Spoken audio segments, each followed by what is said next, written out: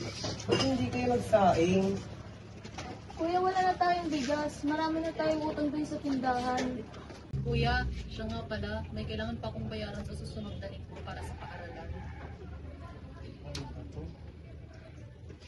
Sige, ako na ang bahala. Didiskarte na lang ako para sa pambayad mo sa paaralan.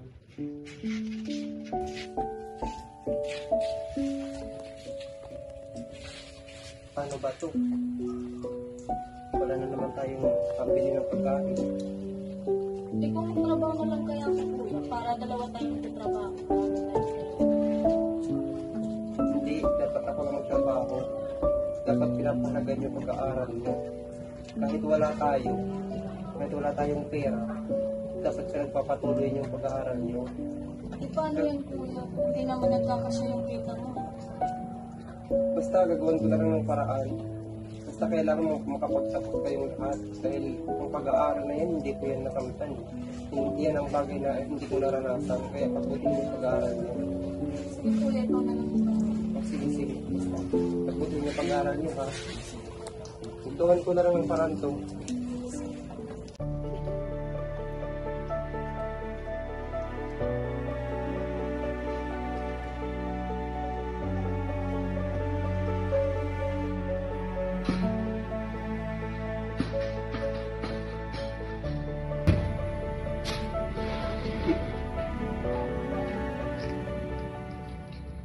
Ali, pwede po bang magtanong? Ano yun? Kilala niyo po bang mag-aari dito? Ako bakit? Ako yun. Magtatanong lang po sana kung meron pa po kayo ditong bakansing trabaho. Kasi mag-design po sana ako. Ay, naku, iho. Wala na. Puno na kami dito. Marami na akong trabahan. Sige po, maraming salamat po. O, sige, iho, kasi may lalakarin pa akong importante. Salamat po.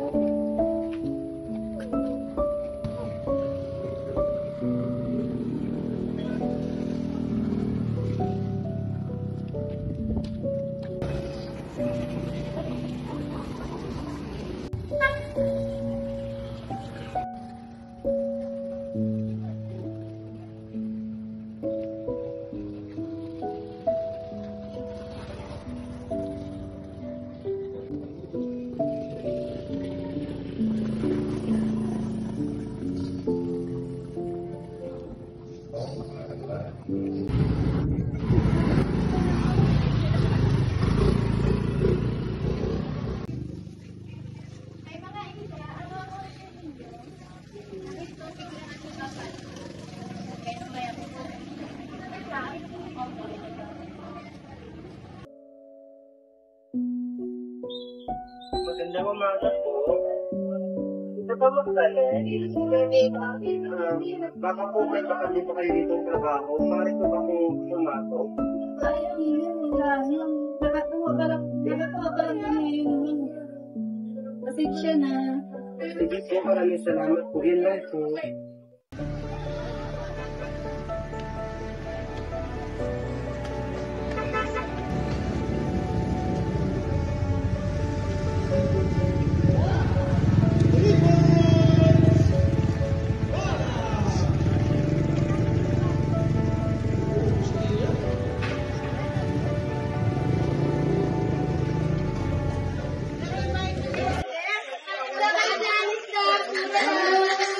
Magandang umaga po. Pwede po ba? Ano po yun? Naghanap ka ba kayo ng kakakante? Ay, oo, tama. May ano kami, naghanap kami ng kumabante. Ano po ba kung pumasok? Sige, bukas mag-start ka. Tanong ko lang po kung magkano yung tao. Ay, 120 lang po. A day po. Opo. Pero pag tumagal ka, lalaki ng 5 mo sa ako. At lang po ba? Sige po. Maraming salamat po. Babalik ka lang po ako bukas. Opo. Maraming salamat po.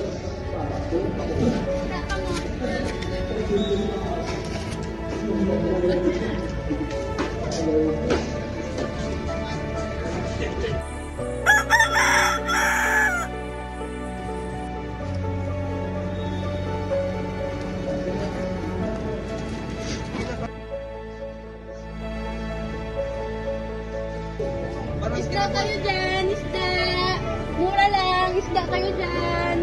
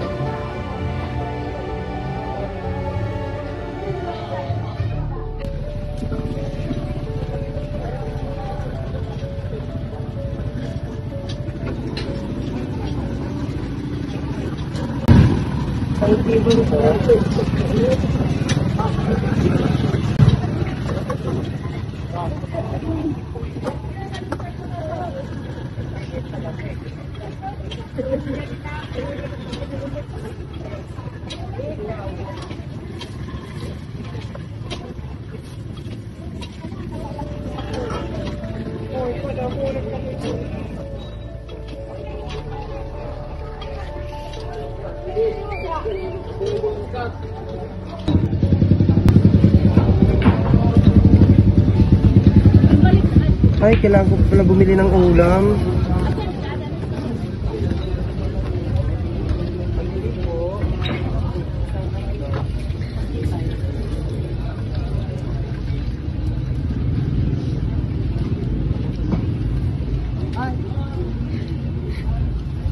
Ano man kukano nga sir, Utoy? Utoy, ang kukano nga sir, anong sir? Inano?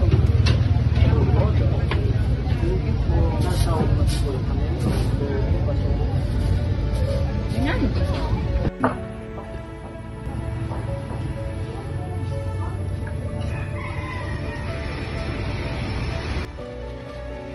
Kuya, kamusta?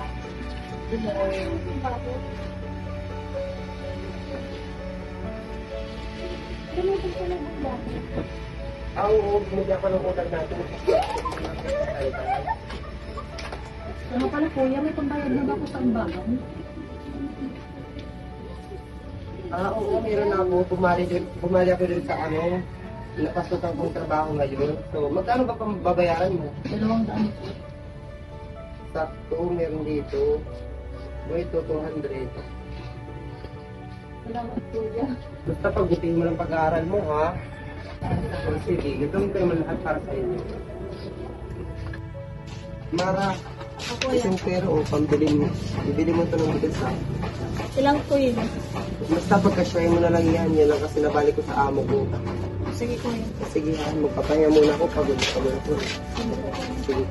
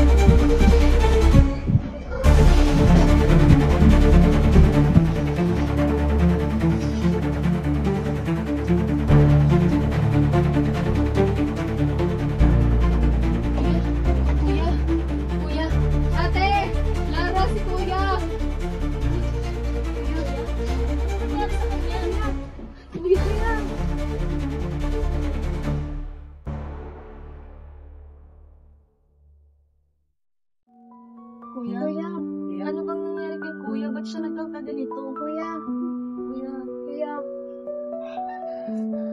Nagkakamalay na siya. Kuya. Kuya, may kailangan ka ba? Ano nangyari?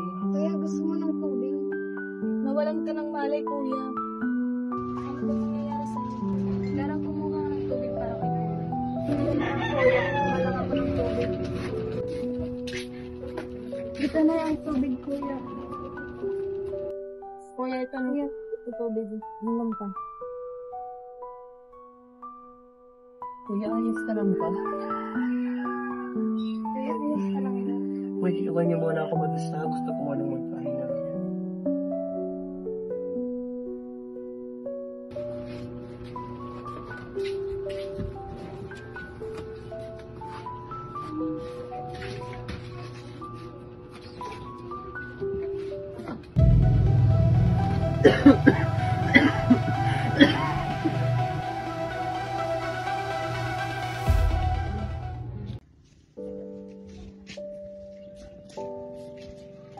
Ate, magtrabaho magtrabaho na lang din kaya tayo. Total marami nang gastusin sa bahay at masakit na din si kuya. Sige, magtrabaho na din tayo para may panggastos tayong dalawa.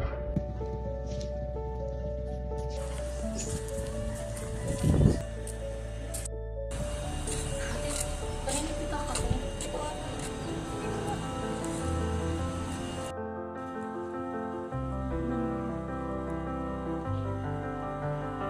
Ate, ang daming pera. Huwag na natin ito isauli. Hindi sa atin to. Pero kailangan natin ng pera. Kahit na maling ginagawa natin. Sige, sino bang may-ari niyan? Tingnan mo nga baka may...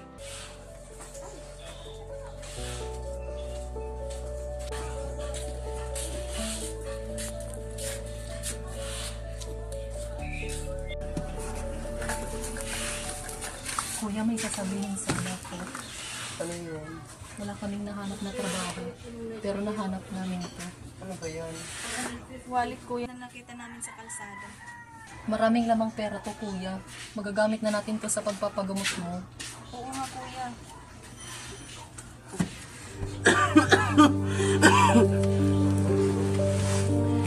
Hindi ko kailangan ng pera na yan. Hindi bali na magkasakit ako at hindi ako gumaling basta. Hindi ko gagamitin yan. Dahil hindi sa atin ang pera na yan. Mas mabuti pa isulit nyo na lang yan sa may-ari. Pero kuya, kakailanganin natin to para sa mga gastusin ngayon. Lalo na't kailangan mo magpagaling. Hindi ko kailangan ng pera na yan. Hindi bali na hindi ako gumaling sa sakit ko. Importante hindi ako gumamit ng perang galing sa iba. Isulit nyo na lang sa may-ari. Sige. Ito nyo.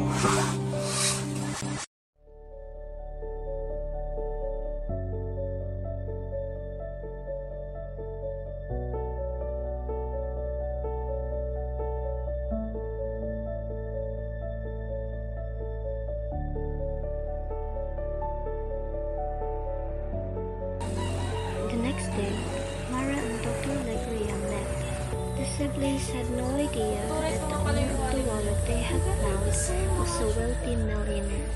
Because of the kindness and honesty they had shown, the doctor promised to cover the medical expenses of their eldest sibling, and once recovered, she would provide a job with better working conditions and a higher salary to help sustain their needs. Meanwhile, Mara, Lara, and Sebastian were granted scholarships to ensure they could have a brighter future.